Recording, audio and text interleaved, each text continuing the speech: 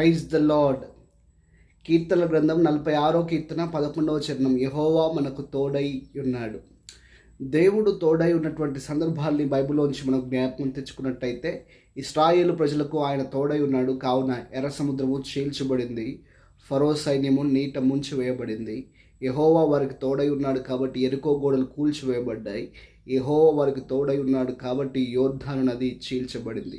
ఈ ఉదయకాల సమయం ఈ మాటలు వింటుండగా వాక్యం అంటుంది, నేను శాశ్వతమైన ప్రేమతో ప్రేమిస్తున్నాను, నేను విడువను ఎడబాయని వాక్యం అంటుంది. కాబట్టి ఈరోజు నీతో ఉంటానని వాగ్దానం చేసినటువంటి వారందరూ కూడా నేను విడిచి వెళ్ళిపోవచ్చు, కానీ వాక్యం అంటుంది, వాగ్దానం చేసినటువంటి వాడు నమ్మదగిన వాడని వాక్యం అంటుంది. ఆయన అబద్ధమానికి నరుడు కాదని విషయాన్ని గుర్తుపెట్టుకోవాలి. కాబట్టి ఆయన నీతో కూడా ఉంటే నీకు అడ్డుగా ఉన్నది ఏది కూడా ఆయన ముందు నిలవలేరదు. ఆయన ప్రతిదానిపైన జయమును పొందినటువంటి వాడు, ప్రాముఖ్యంగా ఆయన మరణాన్ని జయించిన వాడు ఆయన నీతో కూడా ఉన్నాడు. కాబట్టి సంతోషించి ముందుకు సాగు.